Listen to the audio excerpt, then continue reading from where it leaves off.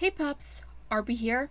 Remember the Lord Beerus History Theory video I did back in late 2018? Well, good news for you, because I'm doing a Lord Champa History Theory video.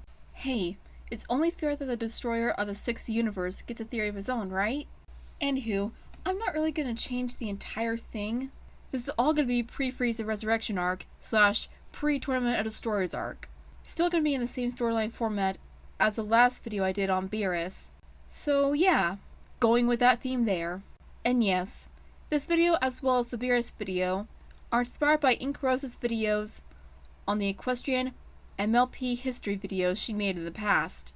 For anyone new to this channel who have not seen the Beerus History Theory video, this is a continuation of that, and a link to the video is in the description, and I highly suggest you watch that before watching this one. Otherwise, it'll be more confusing if you don't watch the Beerus video first. In this video, I'll be discussing the rise of Champa and how he came to be the 6th universe's destroyer, and why he's got that explosive anger within him. Please know that this is my own theory, and may or may not count as headcanon in the anime and/or manga, but you may believe what you will. Plus, I'm more or less likely gonna get a lot of crap wrong, so don't come after my head. That being said, let's begin. Lord Champa left the 7th universe, proclaiming that the 6th universe would be far better. With that, he ordered Vados to travel there at once. Vados obeyed his command, and the two began traveling through the cosmos to the universe behind the one Beerus had now taken over as the new destroyer. While traveling, Champa started asking himself upon what went wrong in both his and Beerus' relationship, and his battle with the destroyer. Questions swam through his mind, trying to find an answer, but never connected correctly with either one. That being said, he decided to ask Vados. He questioned his newfound rivalry with his twin brother, and why he didn't win the match against the destroyer. Vados answered as such. Clearly, with all the stress eating, after the demise of your parents, you failed to gain the proper physique or the skills necessary to defeat him, my lord. Obviously, while you ate your pain away, your brother trained as long and as hard as he slept. As for your newfound sibling rivalry, it's due to your jealousy towards his win. If that hadn't happened, you should have followed his example and trained long and hard. Champa, still in anger, proclaimed he was not jealous, and Beerus stole what was rightfully his. But it no longer mattered. At least he found the 6th universe's destroyer and become the new god of destruction for that universe. At least he found the 6th universe's destroyer and become the new god of destruction for that universe. The minute they arrived, Champa was now in full search for the destroyer. Eventually he did come to find him. The destroyer, much different than the 7th, he was very old, weak, and basically waiting for his time to come to pass on. Champa offered to give him just that, a simple, painless death. He had already memorized the Hakai technique after watching Beerus do just that. The destroyer, far too weak to say anything, little much as utter a simple sound, only nodded gently, allowing Champa to Hakai him within a short second. He passed on just as the 7th universe's destroyer, not in screams of pain, but silent and accepting of his fate. Once the deed was done, Lord Champa had asked Vados about the 13th universe's destroyer and the 13th universe itself. Vados had given the same answer Whis had given Beerus. The universe itself was still there, but the god of the 13th was replaced. This angered Champa more than anything. Of course, this wasn't a simple rage over the last slice of pie he and Beerus argued over. This was a ticking time bomb, waiting to explode, and the fuse had been set off. His eyes were now burning embers. He had wasted all those years for nothing. He began ranting, yelling, practically releasing any and all anger he held back within those years of pain and suffering from losing his parents, and wanting to get revenge on the 13th destroyer for that reason in particular. Once he had finally calmed down, Vados explained that even though he wouldn't be able to avenge his parents like he had planned, being a destroyer was the perfect way to avenge his parents. Lord Champa had to rethink this for a moment. Being a destroyer wasn't a complete waste after all those years, seeing as he was the new destroyer. Being a destroyer was a complete waste after all those years, to which Vados explained that it isn't a total waste. Seeing as he was the new destroyer, it was one of his goals after all. She explained that Lord Champa could use this to his advantage, and use his newly found power in a different type of vengeance for his and Beerus' parents. Though it wasn't the way he wanted it to turn out, it was the best alternative for revenge. While the immature one of the two, Champa was different from Beerus. While he was more childish than Beerus was, he didn't cause as much trouble as Beerus did throughout the universe despite his immaturity. He only traveled throughout the 6th universe for the cuisines just like his brother. Though if one planet showed strong disrespect for him, Lord Champa would destroy the planet, no questions asked. In one incident, a planet by the name of Harazi was named the most cruel and horrible planet of all time. The only good thing it was known for was their cuisines. Lord Champa decided to see for himself and demanded Vados to travel there. Reluctantly, she did so despite her warnings. Champa hadn't really cared at the time, figuring they'd show respect once they see him. It was then, the minute they arrived, he realized he was wrong. One native of the planet rose a brow, asking in confusion and slight anger, "Who the hell is this guy?" Lord Champa smirked. Knowing if they had heard his name, they'd either realize and cower in fear at the very mention of his name, or apologize in begging for mercy on their knees. Vados, keeping calm and smiling, introduced her lord to the natives. My, aren't you the rude ones?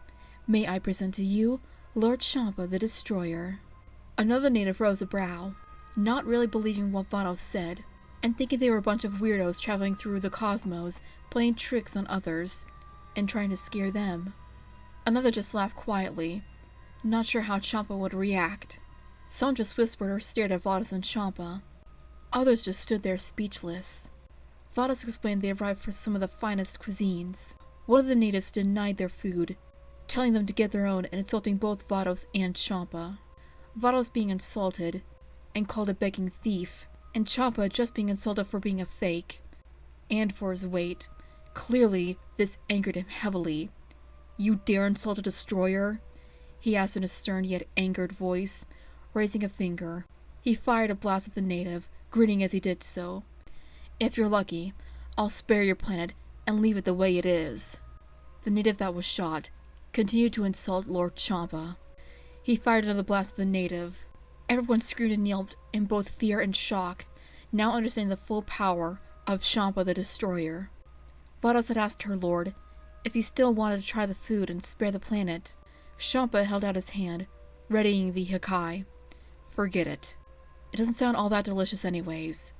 Uttering the Hakai, the planet and its people were destroyed as Vados teleported them off said planet. They didn't pay the respect a destroyer was due, and they paid the price. Another event was long before Beerus' 39-year-long nap, and before he met Frieza. The two battled on their own birthday. It was a fight about whose universe had the better cuisine, the 6th universe or the 7th universe. Beerus had also destroyed another planet during their brawl. This only increased Champa's rage. Thankfully, Whis and Vados had stopped their brawl before it could escalate, recommending they should bring food from each universe, and allowing both to try whatever food the destroyer brought. The last food competition was the day before Beerus had met Frieza. The one thing the two finally agreed on was both had brought what would be the worst meals each universe made. The Destroyer twins wanted to see if one would enjoy it more than the other. The dish Champa was given was from a planet by the name of Bargon, with a pasta-like dish with added fruit. This clearly disgusted Champa as soon as he tasted it. The dish Beerus was given was a dried fish coated in fried egg yolk. Beerus gave the same reaction as his brother.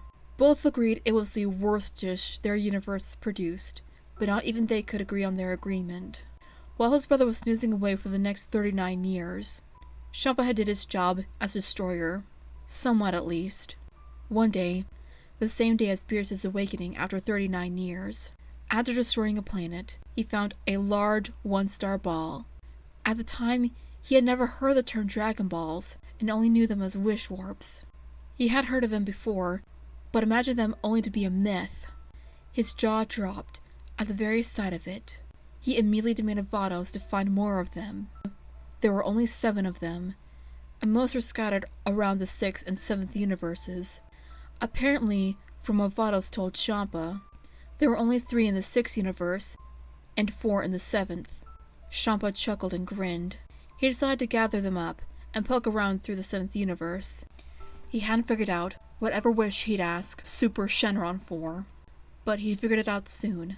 Now instead of destruction, Lord Champa was aiming for the Super Dragon Balls. But that, dear friends, is another story. I apologize if this one was short, but I hope you both enjoyed the video regardless. If so, then make a punch that like button. If you're new here, be sure to subscribe to join the Pepper Pack today. Also, if you have an idea on what Dragon Ball related history theory video I should do, be sure to let me know in the comments. Or any Dragon Ball related content, I'm not really picky. I also have a face channel where I do vlogs, DIYs, and a bunch of other stuff involving showing my face, and a toy channel where I do unboxings, toy reviews, figure films, and so much more. They're in the description, so be sure to check them out. I also have a REDBUBBLE store open for business, so be sure to check that out in the description.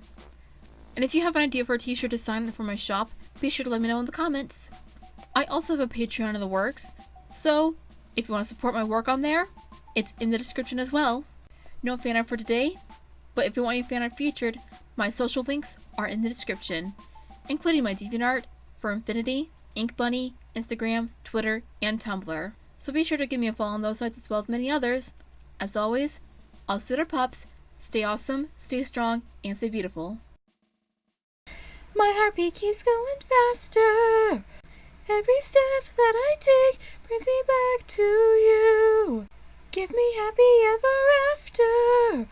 Let the dream of our love come true. Boogie back, boogie back.